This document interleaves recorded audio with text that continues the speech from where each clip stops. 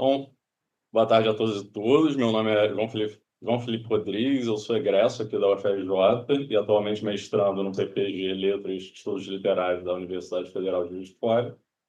Começo agradecendo ao meu orientador, professor doutor Rogério de Souza Sérgio Ferreira, e ao UFJF pela minha bolsa, financiada pela própria instituição. E essa é a minha apresentação, o uso da ferramenta Seance para análise de sentimentos em Great Expectations. Como indica o título da apresentação, o trabalho aqui tem como objeto o romance Great Expectations. Pode passar, por favor. Traduzido em português como Grandes Esperanças, do escritor inglês Charles Dickens. O estudo foi realizado com o uso da Seance, que é um programa computacional para análise de sentimentos. Dessa forma, a pesquisa se insere dentro do campo das humanidades digitais, promovendo um diálogo entre a tradição dos estudos literários, a partir da subjetividade do pesquisador, e as contribuições objetivas da ferramenta de computador.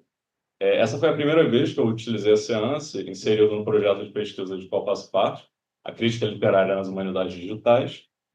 Assim, foi um estudo, por um lado, com objetivo exploratório, para eu me familiarizar com o uso prático de uma ferramenta de análise de sentimentos. E, além disso, diretamente na aplicação à pesquisa, o outro objetivo foi comparar as minhas preconcepções, enquanto pesquisador do romance em questão, com os resultados retornados pela ferramenta. Pode passar, por favor. Antes de entrar na aplicação da Seance em si, eu faço uma breve revisão bibliográfica que justifica o uso desse recurso no âmbito dos estudos literários. Começa a partir de Walter Benjamin, seu texto de referência à obra de arte na era de sua reprodutibilidade técnica. Nos anos 30, quando foi publicado, não havia, naturalmente, qualquer expectativa do que viria a ser a computação nas décadas seguintes. Ainda assim, o autor alemão propôs reflexões que são relevantes para pesquisas nas humanidades digitais na atualidade.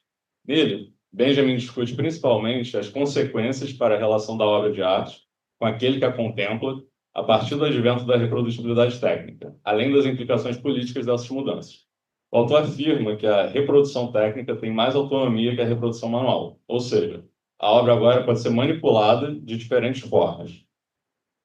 O argumento do autor se referia à fotografia, principalmente, mas é também aplicável ao meio digital. Talvez até mais, se pensarmos no paralelo das ferramentas de edição de fotografia que existem atualmente.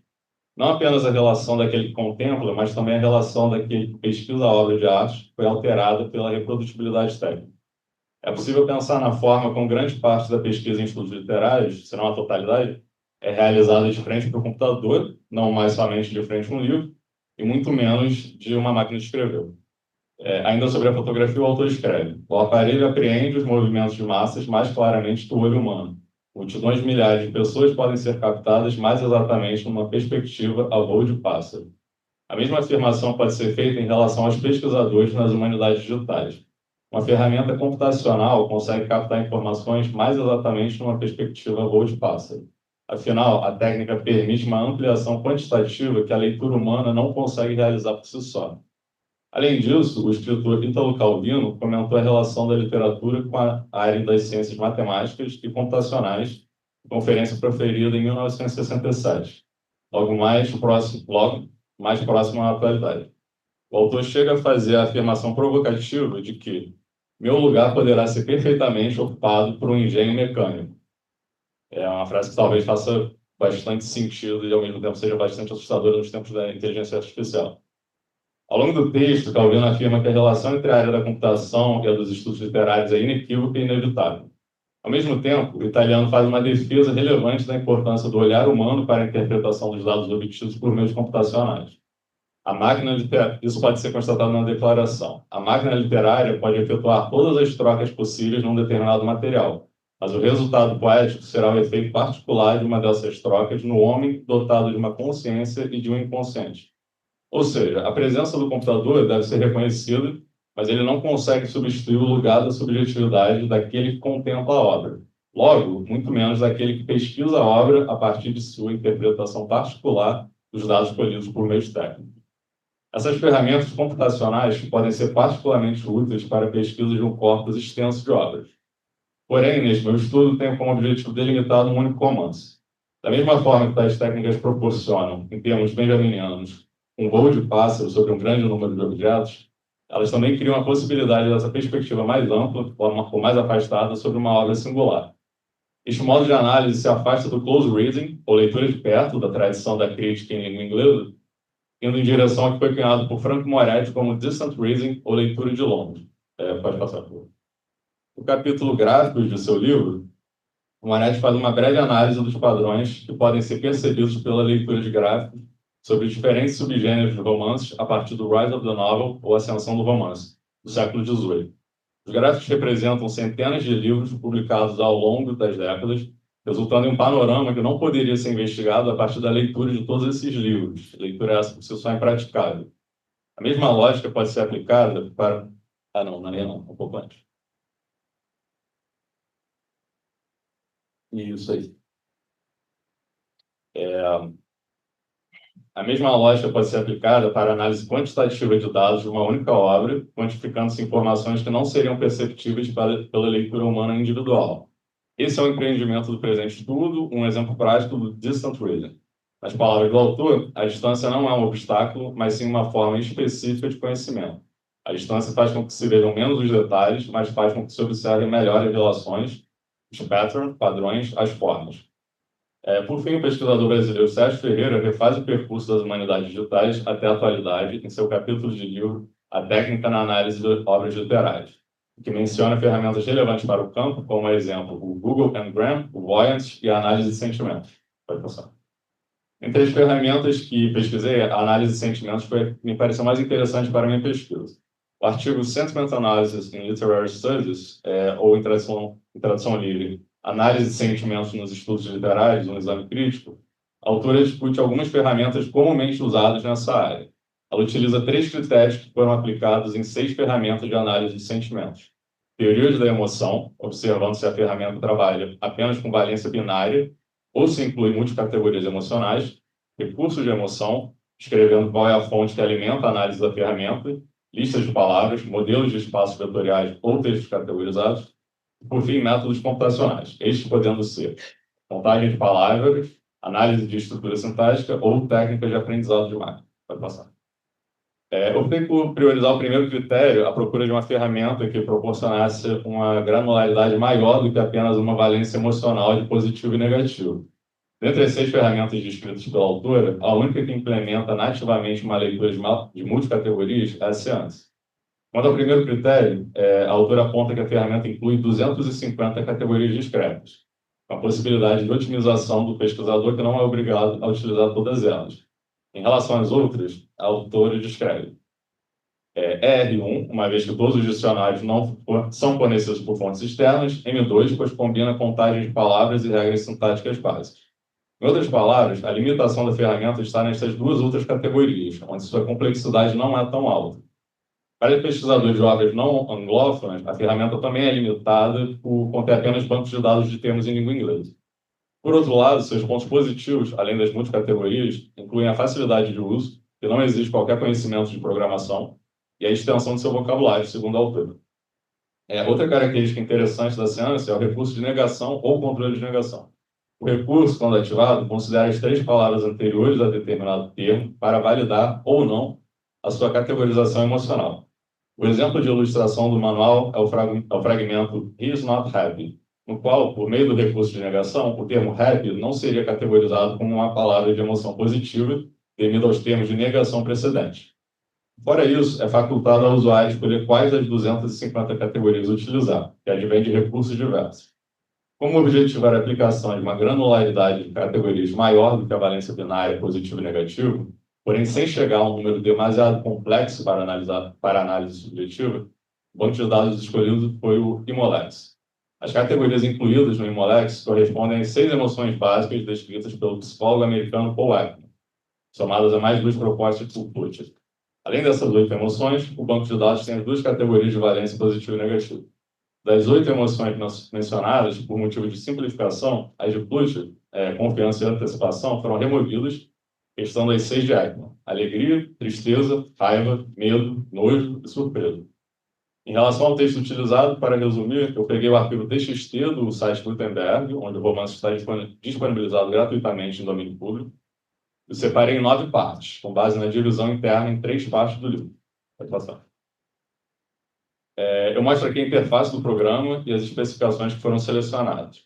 Aqui selecionamos a pasta com input dos 9 arquivos de texto e a pasta de output para o arquivo de resultados.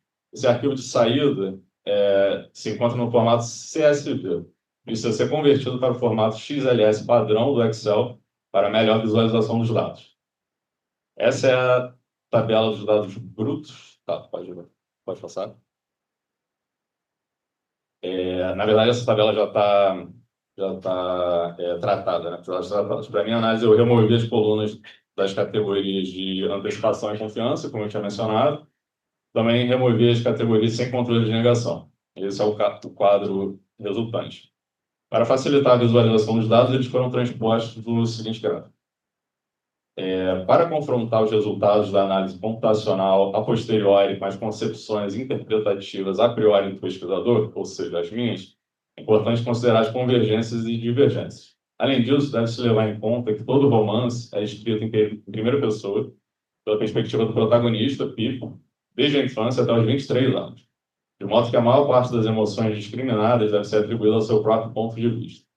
Entre os dados obtidos, parte parece confirmar expectativas pregressas, como o movimento geral de valência positiva e negativa, conforme os gráficos. Como não cabe resumir aqui o romance, faço referências diretas aos acontecimentos e personagens. O movimento dos dois polos opostos de emoção positiva e negativa converge com algumas impressões que uma leitura subjetiva pode ter. Há mais positividade na segunda parte do livro, seções 4 a 6, que o protagonista Pip está morando em Londres. Isto é, antes da descoberta de que seu benfeitor é o condenado Magwitch, que resulta na maior parte das preocupações do protagonista na terceira parte. É interessante, porém, que a emoção negativa apenas se sobrepõe na seção 8, não na seção 7, que segue a descoberta do benfeitor e consequente desilusão de Pip. Talvez isso seja explicado pelo episódio de violência entre Pip e Orley ao final dessa seção 8, que pode indicar que o personagem tem mais relevância do que a extensão de sua presença no romance parece sugerir. Nesse comparativo, a emoção positiva se sobressai em todas as demais seções, sendo possível então afirmar que, segundo a análise quantitativa, o romance é, na maior parte, otimista, apesar das dificuldades de Pip e de não haver exatamente um final feliz. O polo positivo é superior até mesmo ao ápice do negativo na seção 1, com o início da narrativa. Essa constatação chama atenção, uma vez que essa, bem como as demais seções da primeira parte do romance, são marcadas por dificuldades emocionais do protagonista. Nesse primeiro terço do livro, Pip é ameaçado por um criminoso condenado, forçado a roubar a família, o que o deixa bastante culpado, e esnobado por Stella, por quem se apaixona e continuamente o distrai. Outras tendências do gráfico parecem confirmar demais expectativas. As seções categorizadas com mais emoção positiva correspondem à notícia da benfeitoria misteriosa, ao final da primeira parte do romance, a subsequente chegada e instalação em Londres, com esperança de casamento com Stella, e, enfim, ao encerramento da história. É possível que algumas informações da seção 9, a última, tenham ficado opacas para a análise, uma vez que essa inclui tanto o clímax da história, quando Pip, com seu amigo Hagrid, tentam fugir com Magwitch, o que acaba fracassando, com seu denouement, ou resolução. Há um aumento da positividade, como mencionado anteriormente, mas é possível que a negatividade tenha oscilado de uma forma que não foi possível captar. Observemos o gráfico das emoções básicas isoladas da valência emocional. A maior granularidade, em comparação à valência emocional, pode apontar para caminhos de análise mais complexos. Ao somarmos os valores retornados pela ferramenta, percebemos a seguinte ordem decrescente: alegria, medo, tristeza, raiva, surpresa e nojo. Comparando os valores, identificamos que as emoções alegria, medo e tristeza se encontram praticamente empatadas, sendo as emoções que dominam o enredo. Tende a concordar com uma leitura subjetiva e individual. Em relação à análise de valência, confirmamos alguns resultados, como a prevalência da alegria nas seções 3 a 6, além da 9, que reforça a interpretação anterior sobre os maiores valores de positividade. Ao mesmo tempo, é interessante como a tristeza quase alcança a alegria na seção 3, assim como o medo. A presença forte da tristeza pode ser explicada pelo desejo de Pip de se casar com Stella, que se mantém bastante desiludido até os últimos 2 capítulos da primeira parte, quando o protagonista recebe a notícia da benfeitoria. O medo, por sua vez, talvez seja melhor elucidado pela observação do ataque à irmã de Pip, mas essa explicação não é completamente satisfatória, considerando que o ataque não é presenciado pelo narrador. Ainda em relação ao medo, esta é a emoção de maior valor nas seções 1, 7 e 8. A primeira coincide com a abertura do romance, o episódio de encontro com um criminoso fugitivo e suas consequências imediatas. enquanto as outras seguem o retorno desse criminoso, Magwitch revela seu verdadeiro benfeitor de Pippin. Na diegese, o protagonista passa grande parte dessas sessões com medo de que seu benfeitor seja descoberto e preso, posto que está exilado e não poderia se encontrar na Inglaterra. Nessa leitura, é possível averiguar que a emoção de tristeza acompanha de perto o medo. A única seção que tem uma emoção principal diferente da alegria e do medo é a de número 2, em que se sobressai a tristeza. Embora essa informação por si só não seja surpreendente, ela chama atenção no contexto do resultado das outras sessões, levantando a questão de por que a tristeza prevalece aqui.